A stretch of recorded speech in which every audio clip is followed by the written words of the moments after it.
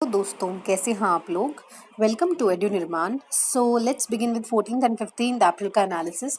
तो भाई बहुत ही ज़्यादा कम कमेंट्स आ रहे वीडियो पे, प्लीज़ थोड़ा एक्टिवली पार्टिसिपेट करो।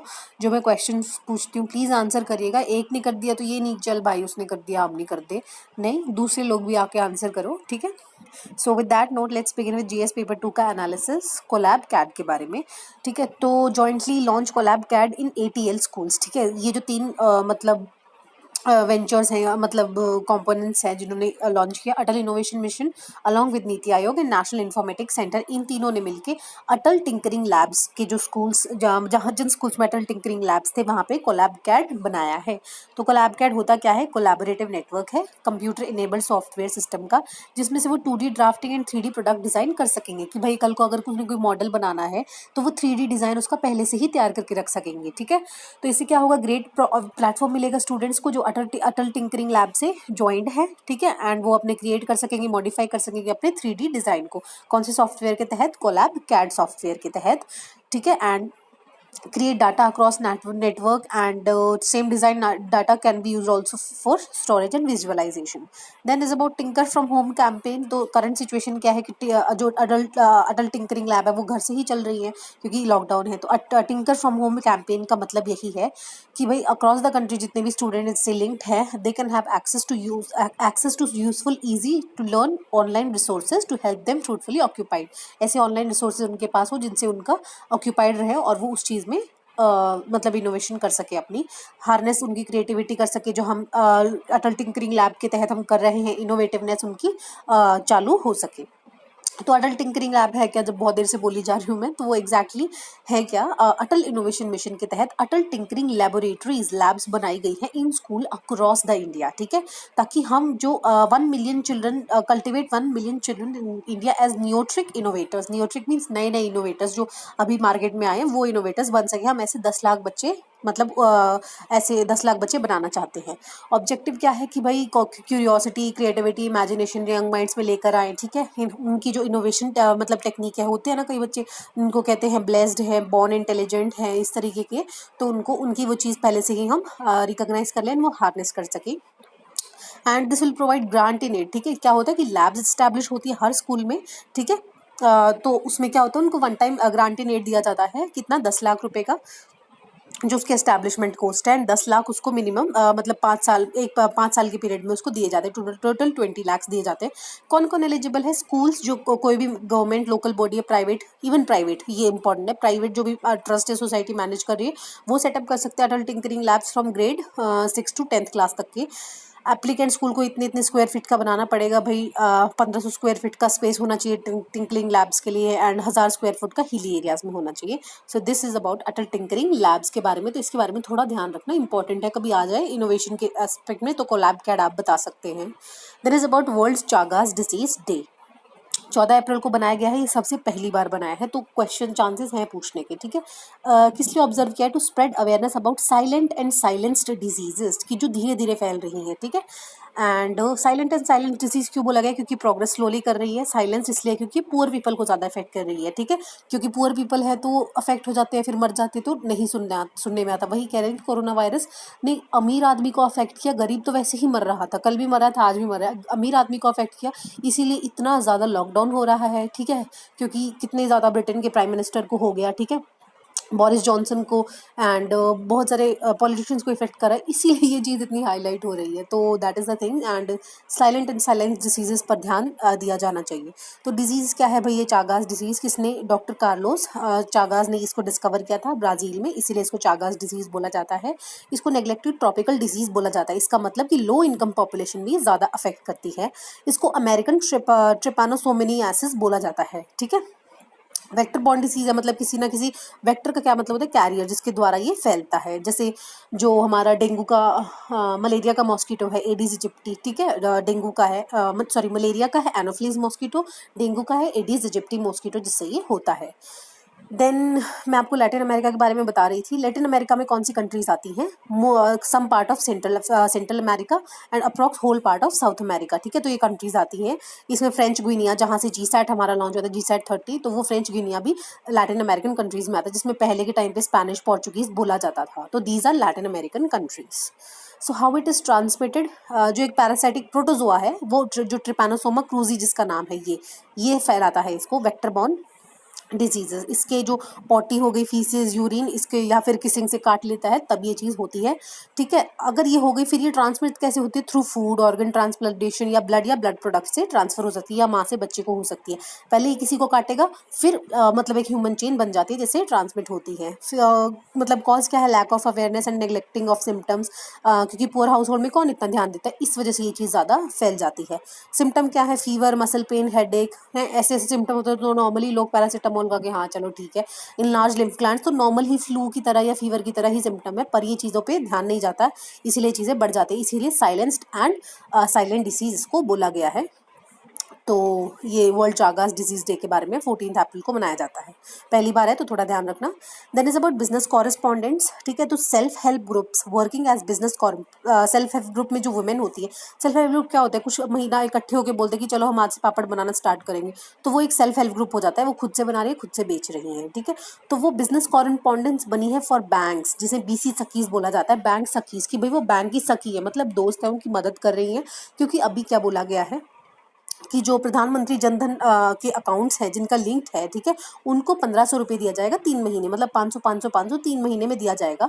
तो ये जो सेल्फ हेल्प ग्रुप की विमेन है जो बिजनेस कॉरेस्पॉन्डेंट्स का काम करती हैं बैंक्स में, तो जिनके पास मतलब ऐसी फैसिलिटी नहीं है यार कोई कि भाई एटीएम ही होगा गाँव में, ठीक है, इस तरीके के लोग। क्योंकि पहले क्या होता है कि मान लो किसी गाँव में एटीएम नहीं है पर वो दूसरे गाँव में पहले जाके पैसे निकलवाता था, पर अब तो वो जाना आना जाना अलाउड नहीं है, तो ये बैंक सखीज जाके उनको पैसे दे के आएंगी। So this is bank Sakhis. तो ये बिजनेस कॉरेस्पॉन्डेंट क्या होता है, रिटेल एजेंट होते हैं जो बैंक, जिनको बैंक इंगेज करता है कि भाई तुम हमारे एटीएम या इस तरीके की कुछ भी सर्विसेज हो कि भाई लोन के बारे में बताना, जागरूक करना है किसी भी चीज़ के बारे में, तो आप हमारी बिहाफ पे काम करेंगे। तो रिटेल एजेंट्स होते हैं, इनको कुछ ना कुछ कमीशन मिलता है। What they can do, they are permitted to perform कुछ एक्टिविटीज़, तो ये आप पढ़ सकते हैं वीडियो पॉज करके। लोन एप्लीकेशंस करवा सकते हैं प्रोसेस, ठीक है। आइडेंटिफाई कर सकते हैं कि इनको लोन की ज़रूरत है, उनकी लोन फैसिलिटेट करवा सकते हैं। अवेयरनेस कर सकते हैं सेविंग्स वगैरह के बारे में कि भाई इस खाते में जमा करा लो, सेविंग्स वाले में तुम्हें पैसे ज़्यादा मिलेंगे, इंटरेस्ट मिलेगा, ठीक है। मॉनिटर कर सकते हैं सेल्फ हेल्प ग्रुप्स को, ठीक है, एंड रिकवरी करते रहेंगे। एंड किसी डेप्ट काउंसलिंग कर सकते हैं कि भाई किसी ने ज़्यादा कर्जा ले रखा हो तो कैसे बैंक से लोन वगैरह कैसे लेना है, रेट्स वगैरह, तो एवरीथिंग। तो you can pause video and read this and this also. तो they can attend to collect small value deposit, थोड़ा अमाउंट 2000 का 1500 का किसी से ले लिया तो जाके डिपॉजिट करवाए आएंगे। स्मॉल वैल्यू क्रेडिट भी दे सकते हैं इतना ही छोटे अमाउंट का, ठीक है। कलेक्शन ऑफ इंटरेस्ट भी कर सकते हैं। एमएस माइक्रो इंश्योरेंस करवा सकते हैं। Mutual fund product and pension product and everything जो पॉसिबल है वो आप पढ़ लेना इसमें, ठीक है। Then who can engage at bank correspondents, तो भाई इंडिविजुअल जैसे रिटायर बैंक एम्प्लॉय, टीचर है कोई, एक्स सर्विसमैन है, किराना वाली दुकान वाला है वो भी कर सकता है, individual public call office PCO वाले भी कर सकते हैं, ठीक है। एंड जैसे पेट्रोल पंप है जिनके, वो मतलब एक ऐसी एंटिटी जिनका वाइड रेंज ऑफ लोगों के साथ कनेक्टिविटी है। पेट्रोल पंप पे आपके लोग तो आएंगे ही वहाँ पे, ठीक है। जो फंक्शनरीज है सेल्फ हेल्प ग्रुप्स की वो कर सकते हैं, वहाँ पे भी काफ़ी लोग इकट्ठे हो रखे। कॉमन सर्विसेज सेंटर जैसे जहाँ से हमारी ई गवर्नेंस की स्कीम बढ़ रही है, ठीक है, कॉमन सर्विसेज सेंटर में वहाँ पे वो लोग भी इसको बैंक कॉरेस्पॉन्डेंट बन सकते हैं। Even NGOs and micro finance institutions भी बन सकते हैं, ठीक है। कोऑपरेटिव सोसाइटीज़ भी बन सकती हैं एंड पोस्ट ऑफिसेज भी बन सकती हैं क्योंकि इनकी वाइडर रीच है। And companies registered under Indian companies act of 1956 excluding NBFCs. तो NBFCs non banking finance corporation वो नहीं बन सकती इसमें। So this is a thing about banking business correspondence. Then is about sovereign gold scheme. हाँ, और ऊपर जो नीति आयोग का था वो अटल टिंकरिंग लैब में, तो मैं बताना चाहती हूँ नीति आयोग का चेयरपर्सन प्राइम मिनिस्टर होते हैं हमेशा, ठीक है। तो अभी Narendra Modi is the PM of NITI Aayog. तो पहले प्लानिंग कमीशन होता था, उसके भी chairperson was prime minister. Then is about sovereign gold bond scheme. तो ठीक है, गवर्नमेंट ऑफ इंडिया ने बोला कि भाई अब तो हम सॉवरिन गोल्ड बॉन्ड्स निकालेंगे। तो सॉवरिन गोल्ड बॉन्ड्स का फंडा क्या होता है, ठीक है। हमें पता है जैसे हम एक तोला सोने को हम तोले में नापते हैं, एक तोला 10 ग्राम का होता है, ठीक है। अब जो सॉवरिन गोल्ड बॉन्ड्स हैं इनको क्या करेंगे कि भाई पहले क्या होता है, हमारा जो इंपोर्ट है, हम सबसे ज़्यादा इंपोर्ट क्या करते हैं, ऑयल, उसके बाद हमारा इंपोर्ट किसका है, गोल्ड का, ठीक है। सब ज़्यादा हम गोल्ड इंपोर्ट करते हैं बाहर से। तो उस पर डिपेंडेंस कम करने के लिए गवर्नमेंट ऑफ इंडिया ये लॉन्च करती है सॉवरिन गोल्ड बॉन्ड्स। इससे क्या होता है, आप गोल्ड तो होल्ड करते हो बट इन पेपर फॉर्म, ठीक है। ये नहीं है कि मतलब हमें बेटी की शादी करनी तो मैं गोल्ड बॉन्ड खरीद लूँ, नो। जो मतलब बिजनेस ही इसमें करते हैं गोल्ड वगैरह में, तो उनके लिए ये बेहतर रहता है, ठीक है। अब जिसने शादी करनी है वो तो जाके खरीदेगा ही, उसको तो यूज़ करना है ना। जिसको सेविंग्स या ट्रेड करना है, that these people can use sovereign gold bonds. इसमें क्या होता है कि भाई 1 ग्राम हो गया, ठीक है। 1 ग्राम का एक मतलब ऐसा पेपर बना देगा आरबीआई कि भाई इसके पास 1 ग्राम गोल्ड इसको होल्ड किया जाए। तो उस समय मान लो 30,000 रेट था, 30,000 रेट था, ठीक है। तो मेच्योरिटी पीरियड इसका काफ़ी लेट होता है, 8 साल के आसपास इसको मेच्योरिटी आपका अमाउंट मिलती है। तो मान लो उस समय 32,000 रेट था ना, रेट होगा अगर गोल्ड का, ठीक है, एडजस्टेड विद इन्फ्लेशन, तो वो 32,000 आपको पैसे मिल जाते हैं मेच्योरिटी पीरियड पे। एंड इस पे क्या होता है, एडिशनल 2.75% इंटरेस्ट आपको मिलता है। तो ये क्यों लुभाविक है, क्योंकि इनमें मतलब उतना तो गोल्ड, क्योंकि गोल्ड तो लोग सोचते हैं कि बढ़ेगा तो गई भाई, तो गोल्ड बढ़ेगा और ऊपर से आपको इंटरेस्ट भी मिलेगा ही मिलेगा 2.75% का। तो this is about sovereign gold bond scheme, 2015 में आई थी, ठीक है, ताकि इंडिया की over dependence on gold imports कम हो सके, ठीक है। एंड मतलब रिलायबल क्यों है, क्योंकि इस पे सॉवरेन बैकिंग है, बैकिंग है कि भाई सरकार आपको इशू कर रही है, तो ये वाली चीज़ मतलब अश्योर्ड होती है, लोगों को सरकार पे भरोसा है। एलिजिबिलिटी कौन है, इंपॉर्टेंट है, इंडियन रेजिडेंट्स है एलिजिबल, नॉन एनआरआईज हैं वो एलिजिबल नहीं होते स्कीम के लिए, ठीक है। Individuals, Hindu undivided families, trust, universities and charitable institutions. Denomination and tenure, ठीक है भाई, 1 ग्राम पे होता है, बेसिक यूनिट कितनी, 1 ग्राम, मैंने आपको बताया। टेन्योर कितना है, 8 साल का होता है। 5, 6, 7 साल में आपको एग्जिट ऑप्शन मिलता है कि 5वें में भी एग्जिट कर लो, 6ठे में भी और 7वें में भी, और आपको उतना पैसा उसको मिल जाएगा जितना उस टाइम तक इंटरेस्ट बनता है। मैक्सिमम और मिनिमम लिमिट कितना है, एक बंदे के लिए है 4 ग्राम, ठीक है, 4 gram for Hindu undivided family, 20 kilogram for trust, ठीक है, जो बड़े वाले ट्रस्ट है उनके लिए, एंड बाकी जो गवर्नमेंट नोटिफाई करे। जॉइंट होल्डर क्या है, in case of joint holding investment limit of 4 kg will be applied to first applicant only, ठीक है। तो 4 kg का ही लिमिट रहता है in case of joint holding as well. And collateral क्या है कि भाई ये इंपॉर्टेंट है, इनको एज अ कोलेट्रल भी यूज़ किया जा सकता है, गिरवी रखा जा सकता है कि भाई मैंने एजुकेशन लोन लेना है बेटी की पढ़ाई के लिए, तो आप कोलेट्रल रख दो, एज अ गिरवी रख दो। And loan to value ratio is to be set equal to ordinary gold loan mandated by RBI from time to time. तो लोन टू वैल्यू रेशो क्या होती है, ये इंपॉर्टेंट कॉन्सेप्ट है। LTV, loan to value ratio, कि भाई ऐसा होगा कि मैंने मतलब गिरवी रख दिया, मैंने मम्मी का हार गिरवी रख दिया, वो 10 ग्राम का था, 1 तोले का था, ठीक है, मैंने बोल दिया कि 10 ग्राम का है ना, मान लो ये 30,000 का पड़ता है, पर मैं आपको लोन इसके मुकाबले सिर्फ 25,000 ही दूंगा पैसे में, लोन में, ठीक है, क्योंकि कुछ तो सोना को कटाओगे तो वो कटता ही है। तो बैंक बोलेगा नहीं, बेशक 30,000 का हो 10 ग्राम, पर मैं आपको 25,000 ही लोन में दूंगा। तो क्योंकि वो एलटीवी उस टाइम पे डिक्लेयर कर दी थी आरबीआई ने कि भाई इतने परसेंट है, उस परसेंट के हिसाब से 25,000 ही आपके बनते हैं। तो जब आरबी को मतलब decrease increase, this is the part of monetary policy, ठीक है। जब आरबीआई को इन्फ्लेशन और डिफ्लेशन डिक्रीज इंक्रीज कराना पड़ता है, तब ये लोन टू वैल्यू रेशो है, इसको एडजस्ट करती है। एंड इसके तहत वो मतलब लोगों से पैसा खींच भी सकती है, लोगों को पैसा दे भी सकती है। जैसे क्या होता है कि अगर डिफ्लेशन से फाइट करना है तो loan to value ratio increase किया जाता है, ठीक है। एंड इंक्रीज किया जाएगा तो इससे क्या होगा, लोगों में पैसा जाएगा, ठीक है। एंड अगर इन्फ्लेशन से फाइट करना होता है, इन्फ्लेशन में क्या होता है, लोगों के पास पैसा बहुत सारा है पर लोगों से खींचना है, तो इससे क्या कर देंगे, लोन टू वैल्यू रेशियो कम कर देंगे।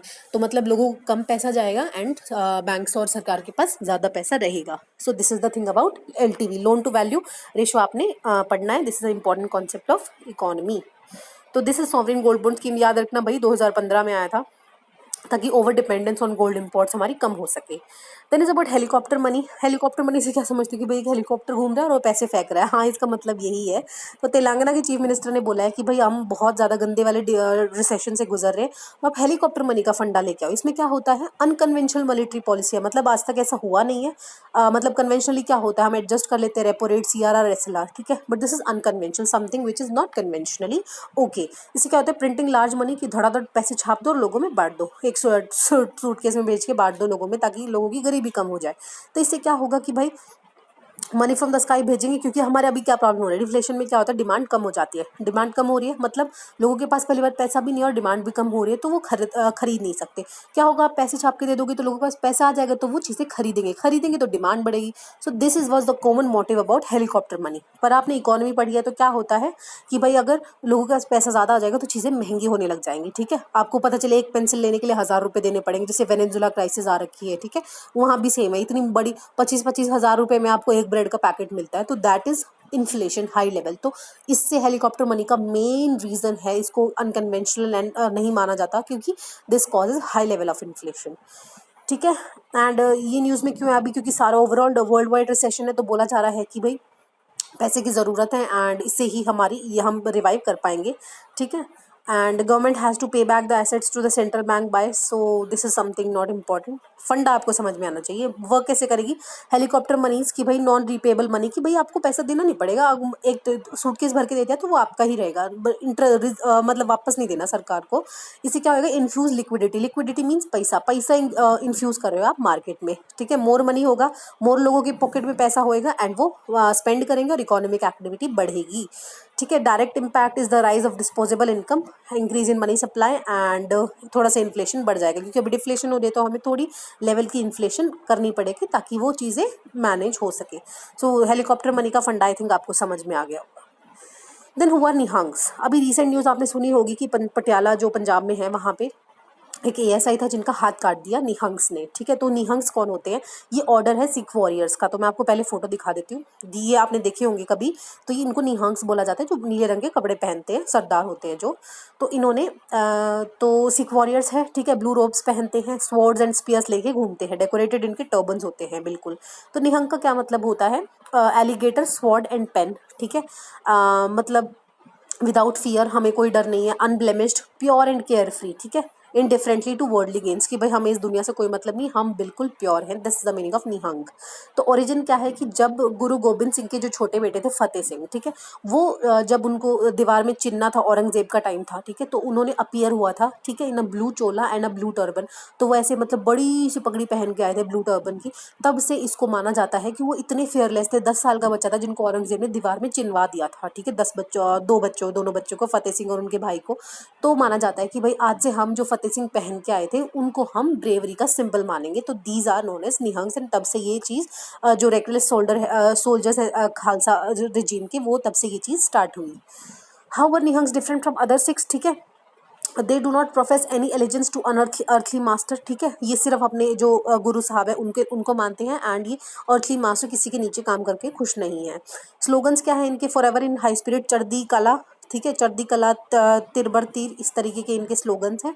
Are fond of popular drink, जिसको शरदाई या शरबती देग बोला जाता है. ठीक है, जिसको अमृत अमृत कहते हैं कि भाई अमृत चखा हुआ है, इसके बाद ये प्योर हो जाते हैं. ठीक है, ऐसा अमृत तो नहीं होता है, बट ये है कि माना जाता है. ठीक है, तो मानने से तो हम भगवान को भी मानते, पर वो है तो नहीं. तो ये सेम ही कंसेप्ट है. अमृत माना जाता है, वो अमृत पीते हैं, वो they consider pure and they follow जो भी उनके गुरु ने बोला है. And they when a small measures of cannabis is added to it, it's known as Sukhnidhan. ठीक है, तो ये जो शरदाई में अगर मिला दो थोड़ा कैनाबिस तो सुखनिंदन इसको बोला जाता है. And high dose of cannabis को शहीदी देग भी बोला जाता है. And it is taken while battling from enemies. तो हाई डोज क्यों लिया जाता है? क्योंकि बहुत बार होता है कि जोश की ज़रूरत होती है. अब रेड बुल पी लेते हैं लोग पेपर में पास करने के लिए, तो ये भी शहीदी देख पी लेते हैं व्हेन बहुत ज़्यादा जोश is needed.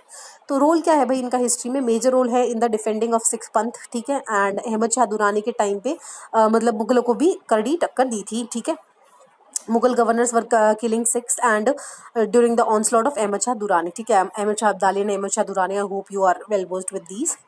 Nihangs also took control of the religious affairs in the Sikhs at Akal Bunga in Amritsar. They did not consider themselves subordinate to Sikh chiefs. ठीक है, वही मैंने बताया कि अर्थली मास्टर किसी के नीचे अपने आप को नहीं समझते, अपने इंडिपेंडेंट एग्जिस्टेंस बना के रखते हैं. एंड ये कब फॉल हुआ? जब मैनेजर बना दिया गया अमृतसर में जो गोल्डन टेम्पल है उसका. ठीक है, तब से इनका थोड़ा फॉल कर गया है इम्पोर्टेंस. तो दिस वॉज अबाउट निहंग्स के बारे में. I hope you are clear with it. That is about governor right in ordering floor test. तो अभी जस्टिस डीवाई चंद्रचूड़ की अंडर ये मतलब ऑब्जर्व किया है सुप्रीम कोर्ट ने कि भाई अगर सरकार गवर्नर को ऐसा लग रहा है कि भाई council of minister headed by chief minister के पास मेजॉरिटी नहीं है and he has lost confidence of the house, तो वो बिना ही किसी की मतलब किसी ने, या ऐसा नहीं है कि मतलब कोई उठ के बोलेगा कि भाई आप करवाओ इनका, या स्पीकर बोलेगा. वो खुद भी बोल सकता है कि भाई स्पीकर भाई फ्लोर टेस्ट करवाओ. ठीक है, इनका तो फ्लोर टेस्ट के लिए वो बोल सकता है.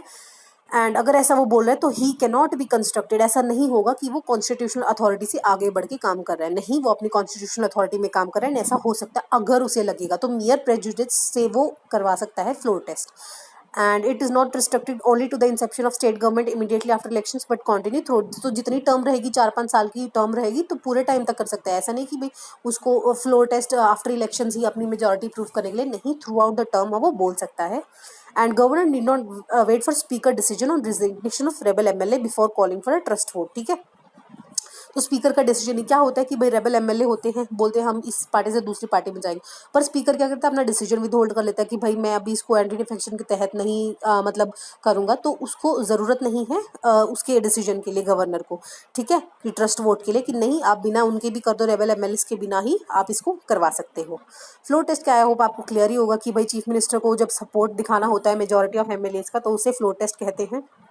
या तो वॉइस वोट के बारे में हो सकता है, या एक एक पर्ची पे लिख कर दे दो हाँ मैं सपोर्ट करता हूँ, तो this is determination of majority is done कि भाई 50%, 50 से ज़्यादा परसेंट या नहीं, सबको ही दिखाना होता है एग्जैक्टली, ठीक है, अपना सपोर्ट दिखाना होता है।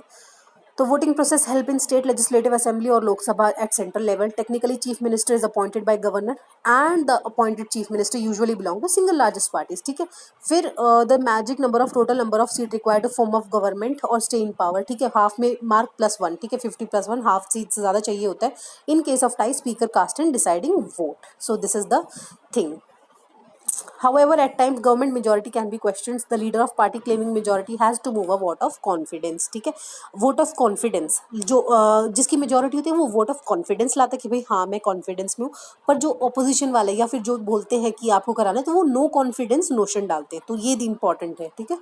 सम एमएलएज अगर एब्सेंट है या एब्सेंट रहना चाह रहे हैं वोटिंग की, the majority is counted on the basis of those present and voting, तो 50% से ज़्यादा होनी चाहिए, 51% टू बी प्रिसाइज। एंड इससे क्या होता है, effectively reduces strength of the house, तभी तो विप जारी करते हैं, बोलते हैं कि भाई आपको लेना ही लेना है part. And voting process can happen orally as well as या इलेक्ट्रॉनिक गैजेट्स, किसी की भी हेल्प से हो सकता है। And governor can ask chief minister to prove his or her majority if the stability of government is in question. So I hope this is clear to you, ठीक है। तो floor test versus composite floor test, this is a question for you today, okay. Difference बताना। Then is about measles, ठीक है। Measles के बारे में बोला है कि भाई अभी क्या हो रहा है कि कोविड-19 करके सब लोग संभालने में लगे हुए हैं कोरोना वायरस को, तो क्या है जो मीजल्स की वैक्सीन होती है, जो एमएमआर वैक्सीन दिया जाता है बच्चों को, मीजल्स मम्स एंड रूबेला की वैक्सीन दिया जाता है, तो ये विद होल्ड हो रही है बच्चों को, ठीक है, कुछ 12 मंथ्स पे या 24 मंथ्स पे दिया जाता है, वो विद होल्ड हो रही है, तो दिस इज द कंसर्न। तो बच्चों को मीजल्स होने के चांसेस ज़्यादा हो रहे हैं। तो मीजल्स क्या है भाई, एक वायरल डिसीज है, तो ये भी वायरल डिसीज है। डेथ का बहुत बड़ा कॉज है इन द चिल्ड्रन ग्लोबली, ठीक है। वैक्सीन है तो ये कि बच जाते हैं बच्चे, पर अब वैक्सीन देने वाले ही लोग नहीं है। ट्रांसमिटेड कैसे, वाया ड्रॉपलेट्स, जैसे कोरोना वायरस फैलता है ड्रॉपलेट से, छींक दिया, खांस दिया of the infected person. Initial symptoms में क्या होता है, 10 से 12 दिन में आपको फीवर आएगा, runny nose, blood shot eyes, बिल्कुल लाल eyes and white spot inside the mouth भी अपीयर हो सकते हैं। रैश आता है, टिपिकल रैश आता है इसका, starting from face and upper neck and gradually downward spread होता है, टिपिकल रैश। कॉम्प्लिकेशंस क्या होती है, आंख लाल रहती है तो ब्लाइंड हो सकता है, इंसेफेलाइटिस दिमाग सूज सकता है, diarrhoea and related to dehydration, diarrhoea होगा, दस्त लगेंगी तो डिहाइड्रेशन होगा ही होगा। वल्नरेबिलिटी कौन है, nourish under poorly nourish under nourish children है, क्योंकि ये क्या होता है मीजल्स वाली में वैक्सीन में हम विटामिन ए देते हैं, ठीक है। ब्लाइंड हो जाता है तो विटामिन ए क्या होता है, आपकी जो आंखों की है वो रोशनी को कायम रखता है। जिनमें विटामिन ए की डेफिशिएंसी है उनको ये चांसेस बहुत ज़्यादा है होने के, या फिर जिनको इम्यून सिस्टम उनका कमज़ोर है उनको ज़्यादा चांसेस होते हैं होने के। प्रिवेंशन कैसे वैक्सीन से कर सकते हैं, मास इम्यूनाइजेशन कैंपेन्स जैसे चलाते हैं। प्रिवेंटिव एफर्ट्स क्या है, ग्लोबल वैक्सीन एक्शन प्लान, जिसमें मीजल्स एंड रूबेला को टारगेट किया गया है बाय 2020, जैसे मैंने बताया MMR, measles, mumps and rubella. WHO lead technical agency जो इसको करवाती है। रूबेला क्या है, जर्मन मीजल्स कहते हैं, ये कंटेजियस है, सेम तरह का वायरल इन्फेक्शन है जो बच्चों में और यंग एडल्ट्स में होता है। तो मीजल्स छोटे बच्चों में होता है बट रूबेला यंग एडल्ट्स में भी होता है। So I hope you are clear with that. Then is about ASEAN. ASEAN की फुल फॉर्म की association of south east nations, उसकी सबमिट हुई है रिसेंटली इस बात पे कि भाई कैसे रोका जाए कोरोना को, है ना। तो आशियान क्या है, association of south east Nations, बहुत बार पढ़ चुकी है इसलिए फटाफट कर रही हूँ मैं इसको।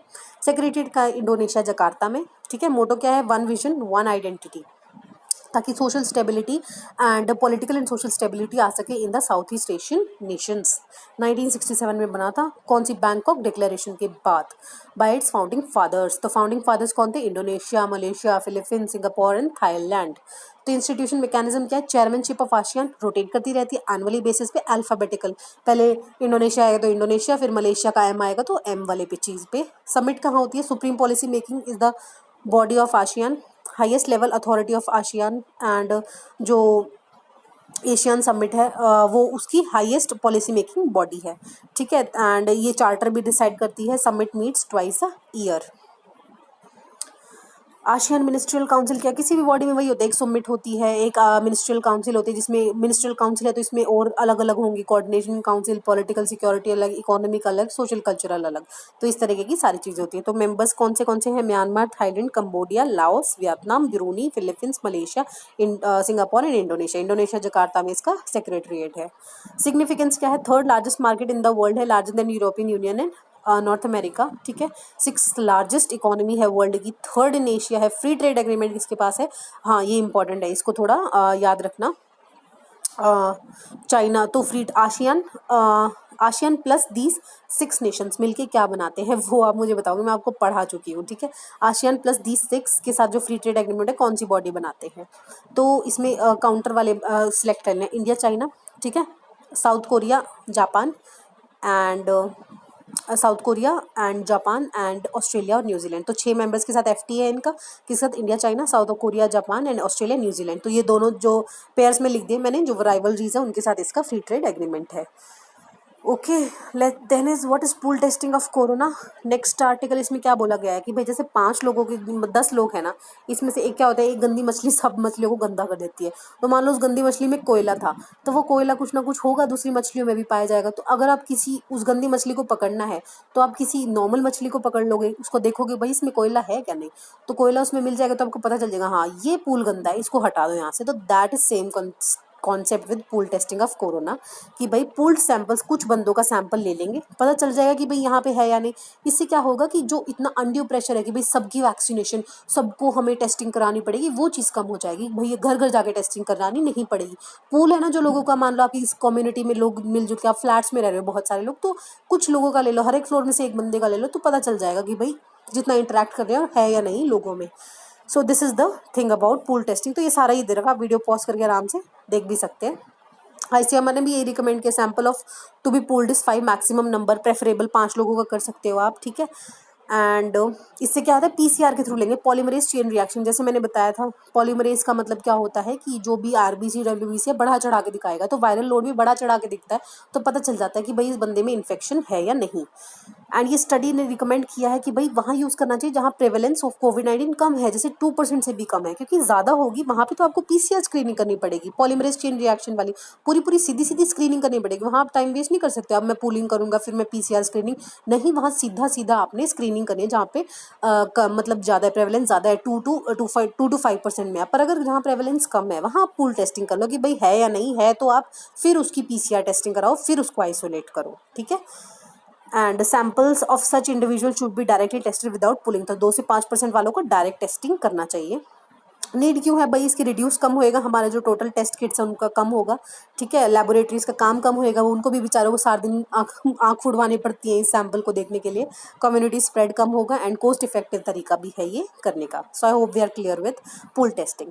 Then is about different festivals, क्योंकि अभी festivals, India is a land of culture and festival, तो फेस्टिवल्स बनाए गए हैं बट नहीं बना पा रहे हैं ड्यू टू लॉकडाउन। तो वैसाखी मनाया जा रहा है भाई, 6 में मनाया जाता है, खालसा पंथ के वॉरियर्स में, ठीक है, अंडर गुरु गोबिंद सिंह मार द फॉर्मेशन हुआ था उस दिन खालसा पंथ का, and it is celebrated as first day of month of Vaisakhi and according to Hindu calendar. तो अप्रैल में अभी 13 अप्रैल को वैसाखी थी। देन इज अबाउट विशु, ये मलयाली फेस्टिवल है, साउथ इंडियन केरला का, क्योंकि अभी देखो व्हीट कटने को होती है तो हर कोई फेस्टिवल मनता ही मनता है, क्योंकि जो हार्वेस्ट होता है वो किसी ना किसी गॉड को वो अर्पित करते हैं, तो some sort of festival is associated with that. And festival is marks the first day of Medam, the 9th month in the solar calendar, followed in Kerala, ठीक है। तो ये कहाँ कहाँ मनाया जाता है, मलयाली फेस्टिवल है Tulu Nadu region in Karnataka, bordering areas of Tamil Nadu में भी इसको मनाया जाता है। रोंगाली बिहू, बिहू कहाँ, असम का फेस्टिवल है, beginning of Assamese new year. नबा बर्षा मतलब नया वर्ष बंगाली में मनाया जाता है। पुथुंडू तमिलनाडु में मनाया जाता है, first day of Tamil month, it is Tamil new year. तो अभी न्यू ईयर का ही मनाया जा रहा है ये सारे festival, Vaisakhi, Vishu, Rongali Bihu and Naba Barsha and Puthandu. Then is about Indo US science and technology forum, ठीक है, 2000 में स्टैब्लिश हुआ था, agreement between United States and India. Promote कर सके, कैटलाइज कर सके बायलिटरल कोलैबोरेशन, किसमें साइंस और टेक्नोलॉजी में, नाम से समझ में आ रहा है देखो, साइंस और टेक्नोलॉजी के लिए, इनोवेशन के लिए। Autonomous and non profit organisation, यहाँ से क्वेश्चन आता है कि भाई किस तरीके की ऑर्गेनाइजेशन है, नॉट प्रॉफिट एंड ऑटोनॉमस, जिसमें रिसर्च एंड डेवलपमेंट लैब्स वगैरह हैं, इंडस्ट्रीज को इंगेज कर रखा है, हर तरीके की चीज़ों को। 4 ब्रॉड प्रोग्राम वर्टिकल्स है, scientific and network, innovation and entrepreneurship, research and development, visitation program, तो इसके तहत है, ठीक है।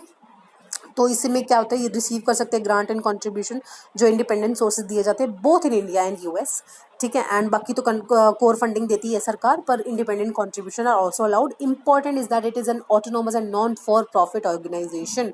So I hope we are clear with the all the articles. तो 14-15 के बता दिए, 16 का कल आ जाएगा।